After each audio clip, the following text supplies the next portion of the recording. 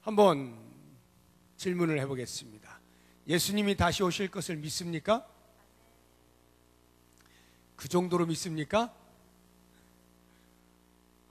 별로 기대가 안 되시는 모양이죠. 예수님이 오시는 것, 오시면은 좋고, 안 오셔도 또 좋을 것 같고, 그저 그렇습니까? 저는 지금 제 심정에는 예수님 오시면 춤을 출 것 같은데, 춤추는 대답이 아닌데요, 지금. 다시 어디 한번 보죠. 이게 항상 처음 할 때는 이게 쭉 쳐져 있다가 대답을 하려면은 이게 잘 대답이 안 나오는 걸 제가 압니다. 그래서 한 번 더 하면 제대로 이제 대답이 나오는데, 주님이 다시 오실 것을 믿습니까? 아멘. 확실히 믿습니까? 아멘. 어서 속히 오실 것을 믿습니까? 아멘. 어서 속히 오실 것을. 자, 이 재림신앙, 우리는 모두 다 재림신앙이 있어요. 예수님이 다시 오신다라고 하는 이 확신을 가지고 있죠. 그런데 이런 신앙에 아주 적극적으로 항거하는 이 세대에 그 두 가지 도전이 있습니다. 우리의 재림신앙을 해치고자 하는 두 가지 아주 강력한 도전의 어떤 흐름이 있는데요. 그 하나가 재림은 없다라는 가르침입니다. 재림은 없다. 또 다른 하나는 재림이 있기는 한데 내가 예수님이 언제 오시는지 안다라고 가르치는 거예요. 이 두 가지 가르침이 우리의 정통 재림신앙에 대하여 아주 강력하게 항거하는 도전이 되겠습니다. 이 두 가지를 저희들이 한번 살펴보고 과연 우리가 어떻게 재림신앙을 가져야 되느냐 하는 것을 생각을 해보겠습니다. 먼저 재림은 없다라고 하는 가르침, 오늘 이 본문에도 보게 되면 베드로 사도가 편지하고 있는 그 편지를 받는 공동체의 그 당시 분위기가 재림이 없다는 가르침을 듣고 있었던 때인 것을 알 수가 있어요. 자, 3절을 보세요. 3절과 4절 보시면, 먼저 이것을 알지니 말세에 조롱하는 자들이 와서 자기의 정욕을 따라 행하며 조롱하여 이르되 주께서 강림하신다는 약속이 어디 있느냐 비아냥거리는 거예요. 조상들이 잔 후로부터 만물이 처음 창조될 때와 같이 그냥 있다. 이게 무슨 말이냐면 지금 조롱을 하는데요. 야, 예수님이 다시 오신다고 약속을 하셨다고? 언제 어떻게 오셨어? 오셨어 지금? 하고 비웃으면서 너희들 봐라, 너희들의 조상들도 다 지금 죽지 않았느냐? 예수님이 다시 오실 것을 믿었던 사람들도 지금 죽지 않았느냐? 그 죽은 사람들 앞에 예수님이 어디 재림하였더냐? 너희들 이 세상이 창조된 이후로 지금까지 한 번도 변한 것이 있니? 그대로 똑같이 있잖아. 그런데 무슨 새하늘과 새 땅이고 무슨 예수님이 재림하신다 그래? 라고 하는 거짓 선지자들의 가르침이 있었단 말이에요. 아주 조롱을 하는 거죠. 조롱할 만하죠. 왜? 예수님의 재림이 지금 눈에 안 보이니까. 그들은 간절히 예수님이 다시 오실 것을 기다리고 있는데 안 오잖아요. 안 오시니까 이들이 비웃는 거예요. 조롱하는 거예요. 근데 그 조롱하는 사람들이 어떤 사람이냐? 3절에 자기의 정욕을 따라 행하는 사람들. 이게 무슨 말이에요? 쾌락을 추구하는 사람들이다 이 말이죠. 이 땅의 즐거움을 추구하고 그 즐거움에 도취되어 있는 사람들, 그런 사람들이 예수님 다시 오시면 어떻게 되겠어요? 큰일 나는 거죠. 모든 재미, 모든 즐거움 다 없어지는 거니까. 그렇게 쾌락주의자들은 예수님의 재림에 대하여서 반길 이유가 없어요. 그러니까 안 오신다, 예수님 재림은 없는 거야, 그냥 하는 말이지 무슨 예수님이 재림하신다 그래 라고 당시에 재림신앙을 가졌던 그 성도들을 조롱하고 비웃었다 이 말이에요. 이것에 대해서 베드로가 그 성도들을 강하게 붙들어주기 위해서 권면하는 말씀이 5절부터 나오는 거예요. 너희들 그런 소리 들었지? 그러나 너희들 잘 생각해봐라. 어디 하나님이 천지를 창조하신 이후에 지금까지 변하지 않고 있었더냐? 너희들 생각해봐. 하나님이 세상을 어떻게 창조하셨어? 말씀으로 창조하셨잖아. 그런데 노아의 때에 어떻게 됐니? 그 노아의 때에 세상 사람들이 노아가 그렇게 심판이 있다라고 경고를 했음에도 불구하고 듣지 않더니 결국은 어떻게 됐어? 물로 심판을 받았잖아. 이 세상이 물로 완전히 덮여버렸잖아. 새롭게 되어버렸잖아. 그런데 왜 그것이 없다 그래? 왜 창조된 이후로 한 번도 변한 적이 없다 그래? 베드로가 가르쳐주고 있는 거예요. 그러면서 뭐라고 이야기하느냐 하면 예수님은 반드시 재림하시는데 그냥 재림하고 끝나는 게 아니라 재림하실 때 그들을 심판하신다. 심판하시는데 어떻게 하시느냐 하면 노아의 때에는 물로써 이 땅만 심판한 것에 불과하지만 주님이 재림하시는 때에는 땅과 하늘을 불로 심판하실 것이야. 이렇게 말씀하고 있는 겁니다. 7절 보세요. 이제 하늘과 땅은 그 동일한 말씀으로 불사르기 위하여 불로서 심판을 하신다라고 말씀을 하고 있는 것입니다. 네. 불로 심판하게 되면 어떤 현상이 벌어지느냐라고 하는 것에 대한 구체적인 설명이 10절을 보세요. 10절 뒷부분 보시면 그날에는 하늘이 큰 소리로 떠나가고 물질이 뜨거운 불에 풀어지고 땅과 그 중에 있는 모든 일이 드러난다. 12절도 보세요. 뒤에 보면 그날에 하늘이 불에 타서 풀어지고 물질이 뜨거운 불에 녹아진다. 이렇게 말씀하는 거예요. 베드로가 예수님이 재림할 때 심판의 어떤 현상들을 어떻게 이렇게 잘 알고 있을까요? 불로써 하늘과 땅 전체가 심판을 받게 되는데 이렇게 심판받을 것을 어떻게 알고 있을까요?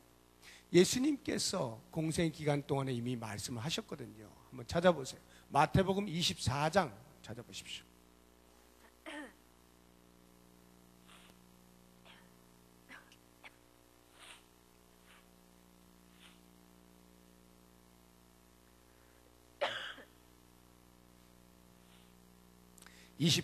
마태복음 24장 29절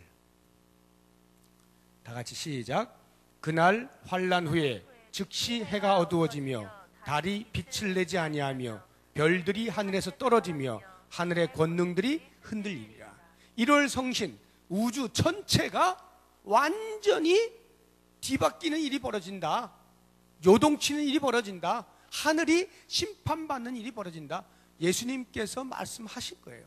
그것을 베드로가 기억을 하면서 그 재림이 없다라고 하는 거짓 교훈에 흔들리고 있는 성도들에게 말하는 거예요. 예수님은 반드시 오시고 오시면 이와 같은 심판이 있을 것인데 노아의 때는 물로써 땅만 심판이 되었지만 마지막 때에는 전 우주가 심판의 대상이 될 것이다. 이렇게 엄중하게 가르쳐주고 있는 것입니다. 실제로 예수님께서 마태복음 25장에 보면 세 가지 비유의 말씀을 하시죠. 잘 아는 세 가지 비유. 하나는 10처녀가 있는데 5처녀는 슬기로워서 등불을 예비하고 그 예화 아시죠? 그 비유. 두 번째는 달란트, 1달란트, 2달란트, 5달란트 받은 그 달란트 비유. 그리고 세 번째는 양과 염소의 비유. 마지막 날에 양을 오른쪽에, 염소는 왼쪽에 구별하여 두겠다. 이러한 비유의 말씀을 하시지 않습니까? 이 비유의 말씀들이 전부 다 뭘 얘기하는 거예요? 마지막 날에 심판주가 오신다라고 하는 것이고 오셔서 반드시 심판을 한다. 그래서 누구는 웃고 누구는 울게 될 것이다. 이것을 말씀한 것이 마태복음 25장에 나오는 비유의 말씀들이잖아요. 자, 어떻게 해서 재림을 믿을 수 없다라고 가르칠 수 있느냐 하면 지금 눈에 보이지 않기 때문입니다. 지금 아무런 현상이 보이지 않기 때문이에요. 그런데 우리가 신앙의 고백을 하는 것은 나타난 것, 역사적으로 이루어진 것만 우리가 믿습니다라고 말하지 않아요. 예언이 성취될 것을 믿음으로 고백을 하는 것이죠. 그래서 예수님이 이 땅에 오실 것이다라고 하는 초림, 초림에 대한 예언이 구약에 약 350회가 나옵니다. 그 350회가 나오는 예언이 예수님이 이 땅에 오실 때에 성취가 되지 않습니까? 성취가 되었잖아요. 우리는 감사하게도 그 이후에 태어난 사람들이라 전에 예수님이 이 땅에 오신 것을 역사적으로 알고 있어요. 그러니까 굳이 믿음을 동원하지 않아도 수납이 되는 거예요. 역사적 사실이니까요. 그런데 구약을 살던 사람들은 그 예수님의 오실 것을 무엇으로 바라봤어요? 믿음으로 바라본 거예요. 믿음이 필요한 것입니다. 그 믿음이 하나님의 때에 이 땅의 역사 안에서 성취가 되는 것이죠. 자, 그렇다고 하면 과연 재림은, 예수님이 다시 오신다는 재림은 신약 성경에 몇 번 정도나 언급이 될까요? 한번 여러분 추측해서 말씀해 보세요. 몇 번 정도 언급이 되었을 것 같아요? 신약이 장수로 하면 260장입니다. 260장. 절로 하면 7959절이에요. 그 중에서 몇 번 정도나 재림에 대한 언급이 있었을까요? 10번? 20번? 많이 받아서 100번? 그거보다 많다는 걸 아시겠죠? 316번이 나옵니다. 316번이나 예수님의 재림에 대하여 언급을 하고, 신약에만. 그러면요, 구약 성경이 훨씬 분량이 많잖아요. 거기에서 예수님의 초림이 350회 나왔는데 그것을 믿음으로 바라본 구약의 성도들이 있었고 실제로 역사 가운데서 일어났다라고 할 때, 신약의 그 작은 분량 속에서 316번을 언급한 예수님의 재림이 그 언젠가 이루어질 것에 대해서 믿지 못하는 게 이상한 거 아니에요? 지금 기독교에서 예언의 말씀들이 성취가 하나씩 둘씩 되어 가면서 마지막 최종적으로 남은 한 가지가 바로 예수님의 다시 오심입니다. 모든 예언이 다 성취가 되었어요. 성경에 기록되고 있는 예언들이 우리의 역사 속에서 시대를 따라서 다 성취가 되었어요. 마지막 하나 남은 예언이 이 예수님의 재림이에요. 그것이 언젠가 성취가 될 것임에 대하여 우리는 하등의 의심 없이 믿음으로 받아들일 수가 있는 거죠. 모든 예언이 지금까지 다 성취가 되었다고 할 때 그 마지막 한 가지 예언이 성취되지 않을 확률이 있겠습니까? 하나님께서는 변개하지 아니하시는 분이기 때문에, 신실하신 분이기 때문에 당신이 하신 말씀에 대하여 반드시 지키시는 거죠. 그러니까 예수님의 재림이 316번이나 신약에서 언급이 되었다라고 할 때 그 예언의 성취는 너무나도 당연한 것이다 라고 하는 것입니다. 그런 면에서 우리들은 이제 마지막 이 남은 예언의 성취로서의 예수님의 재림을 우리의 신앙으로 온전히 고백을 할 수 있어야 되는 거죠. 저리로서 산자와 죽은 자, 예수님이 오실 때 산자가 있을 수 있잖아요. 이미 죽은 자도 있을 수 있고, 지금 오늘이나 내일 오시면 우리는 산자로서 예수님을 만나는 겁니다. 먼저 가신 분들은 죽은 자로서 만나는 것이고, 저리로서 산자와 죽은 자를 심판하러 오신다는 것을 제가 믿습니다. 이 고백을 하는 거예요. 자, 두 번째 큰 도전이 뭐라 그랬어요? 재림이 있기는 있는데 내가 그 때를 안다 라고 말하는 것이라 했죠. 이것은 뭐 역사상 계속 반복되어져 왔던 것인데, 가장 최근에 가장 크게 영향을 미쳤던 우리나라에서 있었던 것이 뭐죠? 다미선교회 1992년 10월 28일 자정 12시를 기하여 휴거한다고 전부 다 모였잖아요. 여러분 그때 안 계셨어요? 혹시 거기 모여 계셨던 분 계십니까? 제가 그때 호주에 있었어요.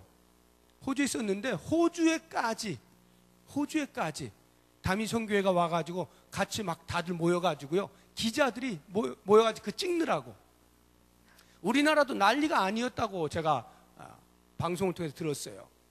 그 모이는 장소들마다 전부 다 기자들이 가가지고 찍는 거예요, 이제. 휴거 하나하나 보자고.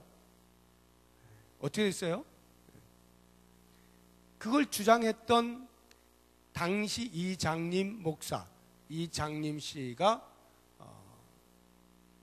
1992년 10월 28일 휴거한다는 그 날을 발표하고 그 휴거일 한 달 전에 구속됐잖아요. 아시죠? 한 달 전에 구속돼가지고 감방에서 휴거를 기다리고 있었던 거 아니에요? 아무 일도 일어나지 않는 거예요. 이것은 성경이 가르치는 말씀이 아닙니다. 성경은 우리에게 무엇을 말하냐면 그때와 시기는 알 수 없다. 천사도 알 수 없고 나도 알 수 없고, 예수님이 하신 말씀이에요. 나도 알 수 없고 오직 아버지만 아시느니라, 이렇게 되어 있어요. 마태복음 13장 한번 찾아보세요.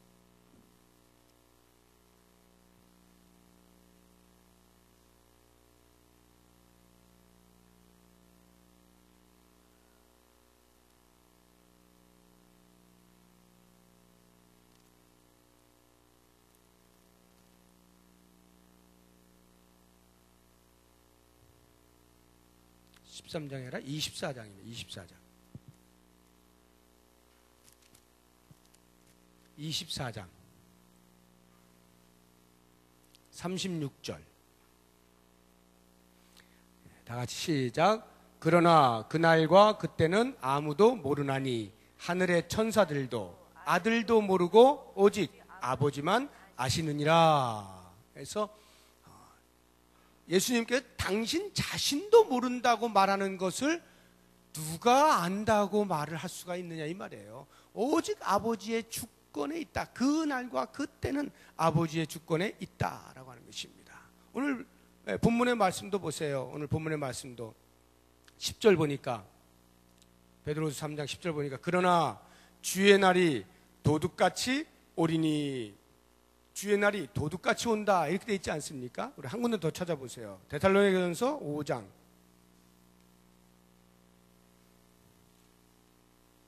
데살로니가전서 5장 1절 2절. 다 같이 시작. 형제들아, 때와 시기에 관하여는 너희에게 쓸 것이 없음은 주의 날이 밤에 도둑같이 이를 줄을 너희 자신이 자세히 알기 때문이라. 때와 시기를 알 수가 없다는 말이에요. 단지 말할 수 있는 것은 주의 날이 어떻게 온다고요? 도둑같이 온다. 이거는 확실하다는 거예요. 자, 도둑같이 온다는 게 무슨 말일까요? 도둑같이 온다는 말을 이렇게 오해하시면 안 됩니다. 아무도 몰래 오시는구나, 이런 의미의 도둑이 아니에요. 우리 예수님은 어떻게 오셔요? 오실 때 초림 때는 아무도 못 알아봤죠. 아무도 못 알아봤죠. 그러나 재림 때는요, 나팔 불고 호령을 하면서 하늘로부터 내려오는 거 아니에요? 우리 제가 흥분하니까 지금 막 목소리가. 데살로니가전서 4장 한번 보세요. 데살로니가전서 4장. 우리가 5장 봤죠 방금. 그 바로 위에 주님이 어떻게 내려오시는지 16절, 4장 16절. 거기 보시면 주께서 호령과 천사장의 소리와 하나님의 나팔 소리로 친히 하늘로부터 강림하시리니, 어마어마하게 내려오시는 거예요. 이제는 끝이니까요. 심판주로 오시니까 초림 때처럼 그렇게 말구 위에 오시는 게 아니에요. 천사장의 나팔 소리 막 어마어마하게 전 세계 사람이 다 인식할 수 있도록 오시는 거예요. 그런 면에서는 도둑같이 오시는 게 아니죠. 그러면은 왜 도둑같이 오신다라고 말씀을 하느냐 하면, 이 의미는 갑자기 오신다, 이 말이에요. 갑자기 예기치 못한 때, 다시 말하면 우리가 언제 오시겠지? 라고 예상할 수 없는 하나님의 때에, 하나님이 급작스럽게, 하나님의 때가 되면 급작스럽게. 하나님이 급작스러운 건 아니에요. 사실은 하나님은 계획에 따라 하신 건데 우리가 급작스러운 거지. 준비가 안 돼 있으면 급작스럽죠. 이런 의미에서 도둑같이 오신다는 거예요.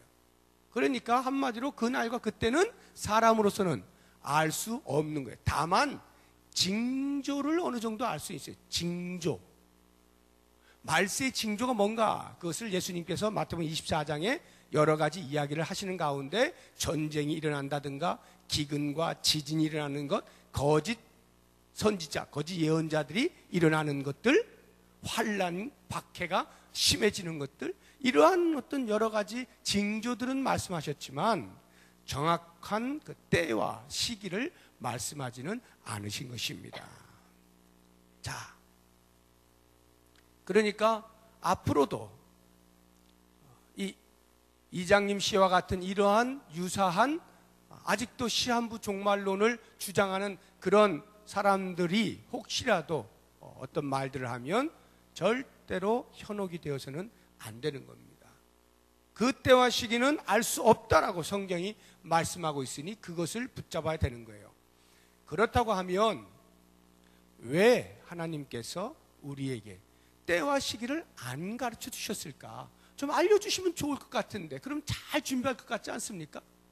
근데 왜 안 가르쳐 주셨을까? 이것에 대한 답이 우리가 재림신앙을 가지고 있는 사람으로서 과연 어떻게 살아야 되느냐라고 하는 것이 그 답이 될 수가 있어요. 재림신앙을 가진 사람은, 예수님의 재림을 기다리고 있는 사람은 이렇게 살아야 한다라고 하는 그것이 곧 때를 가르쳐 주지 아니하신 이유에 대한 답이 되기도 하는 거예요. 그 첫 번째가 항상 깨어 기도하도록, 기도하며 깨어 있게 하시기 위해서 때와 시기를 알려주지 아니하신 거예요. 재림신앙을 가진 사람은 항상 기도하며 깨어 있어야 하는 것입니다.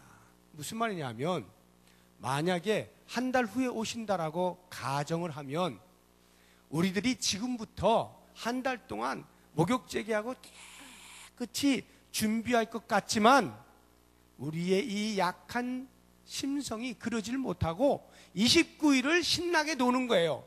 그리고 한 날을 준비하는 거야. 내일 오시는구나. 이제부터 내가 광내고 때 빼야지. 이게 우리의 본성이다 이 말이에요. 아직은 안 오시니까 일단 내 좀 즐길 거 즐겨보자 하고 이제 오시네 하고 그렇게 할 것이 뻔하기 때문에 우리 주님께서는 우리로 늘 깨어 기도하고 경성하도록 하기 위하여 일부러 때와 시기를 알려주지 아니하신다라고 하는 것입니다. 자, 누가복음 21장을 한번 찾아보겠습니다. 누가복음 21장.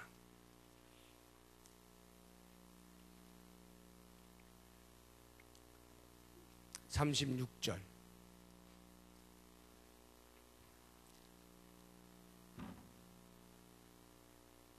누가복음 21장 36절 시작.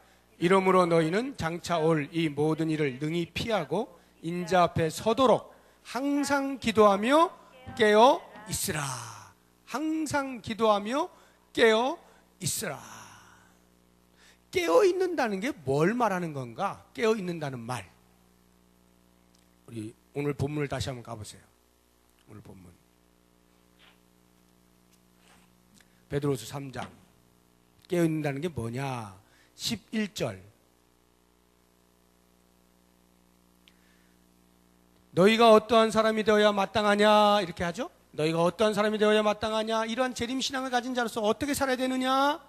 베드로의 권면입니다. 거룩한 행실과 경건함으로 살아야 한다. 거룩한 행실과 경건함으로. 이게 깨어 있다라고 하는 말의 의미예요. 깨어 있다라고 하는 말의 의미. 경건과 진실함으로. 로마서에서 사도 바울은 이렇게 표현하고 있습니다. 로마서 13장을 한번 보시기 바랍니다. 로마서 13장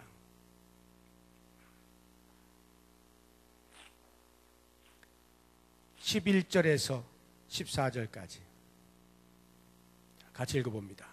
또한 너희가 이 시기를 알거니와 자다가 깰 때가 벌써 되었으니 이는 이제 우리의 구원이 처음 믿을 때보다 가까웠습니다.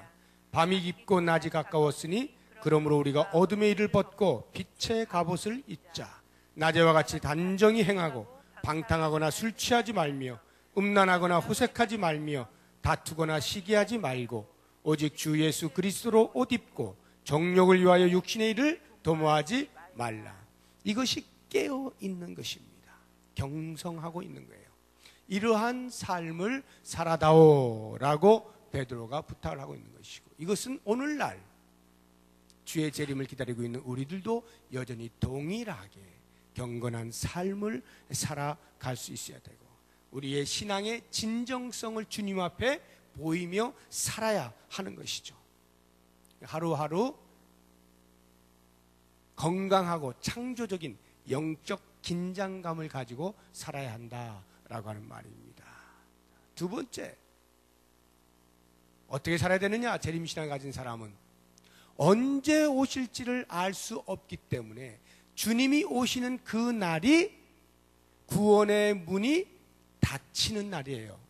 지금은 구원의 문이 열려 있어요. 그래서 보라 지금은 은혜의 날이요, 보라 지금은 구원의 날이다, 이렇게 말씀하잖아요. 그런데 예수님이 재림하시는 그 날이 그 구원의 문이 닫히는 날이에요. 그렇기 때문에 우리는 그 문이 닫히기 전 어떻게 해요? 복음을 열심히 전해야 된다라고 하는 것입니다. 오늘 본문의 말씀 다시 보세요. 본문 말씀 14절 보시면은 14절이 아니죠, 9절 말씀을 보시면 주의 약속은 어떤 일이 더디다고 생각하는 것 같이 더딘 것이 아니라 오직 주께서는 너희를 대하여 오래 참으사 아무도 멸망하지 아니하고 다 회개하기에 이르기를 원하시느니라. 이것이 하나님의 마음이라는 거예요. 그래서 지금 오래 참고 계시다는 거예요. 왜 이렇게 안 오세요? 이것은 하나님의 마음이 한 영혼이라도 더 구원코자 하심이다라고 하는 것을 깨닫고 그 한 영혼의 구원을 위하여 내가 부름받은 줄 알고 그 일에 최선을 다하는 삶, 복음 전도에 최선을 다하는, 이것이 재림신앙을 가진 사람이 가져야 할 마땅한 삶의 모습이다, 이 말이에요. 왜 주님께서 때와 시기를 알려주지 아니하셨는가? 끊임없이 복음을 전해서 한 사람이라도 더 구원코자 하는 열심을 갖게 하시려고 그렇게 하신 것이다 라는 거예요. 마지막 세 번째로, 재림신앙을 가진 사람은 두말할 것 없이 주의 오심을 간절히 대망하는 것이죠. 오늘 본문 말씀 12절 보세요. 하나님의 날이 임하기를 바라보고 간절히 사모하라. 하나님의 날이 임하기를 바라보고 간절히 사모하라. 주님이 다시 오실 것을 간절히 사모하라, 대망하라. 그래서 이 성경 전체를 다 묶어서 제일 마지막에 하고 있는 말씀을 보십시오. 요한계시록 22장 20절을 보세요. 요한계시록 22장 20절 다 같이 시작.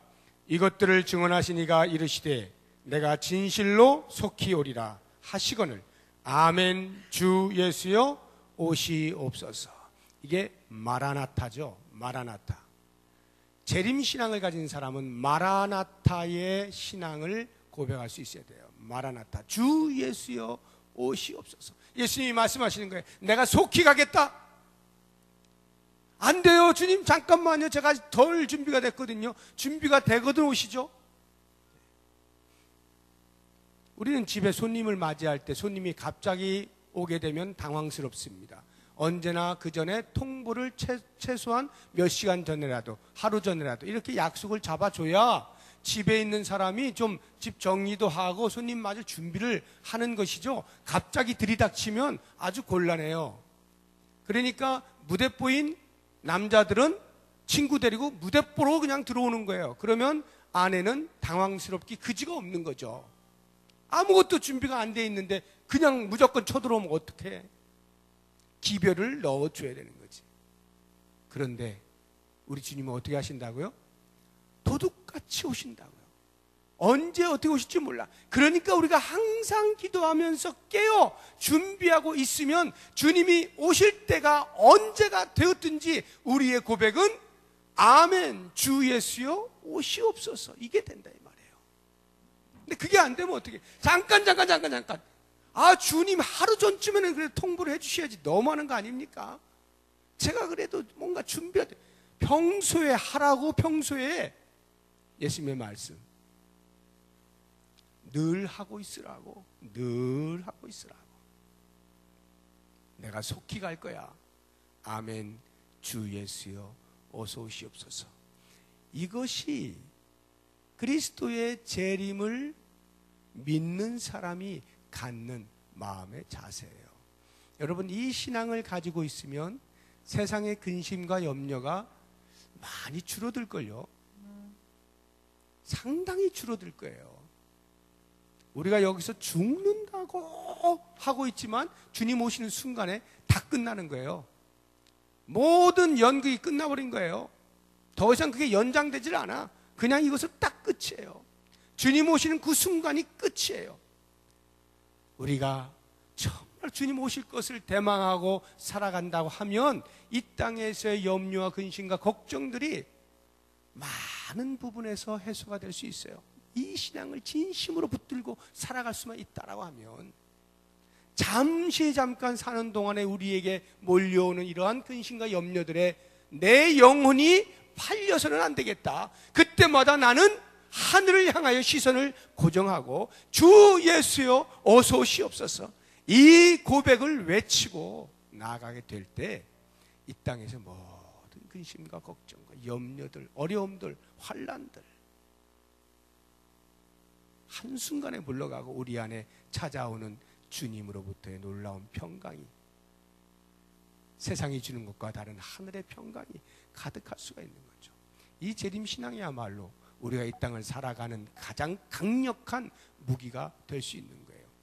이 고백을 통해서 예수 그리스도를 믿는 사람으로서 왜 이 땅의 사람들과 다르게 살아가는가라고 하는 것을 꼭 증명해 보이시고 스스로 발견하시고 놀라워하시면서 많은 사람들에게 그 은혜의 삶들을 같이 나누고 소개하고 그리스도로 말미암는 참된 행복을 누릴 수 있도록 하는 복의 통로가 되시기를 주의 이름으로 축복합니다.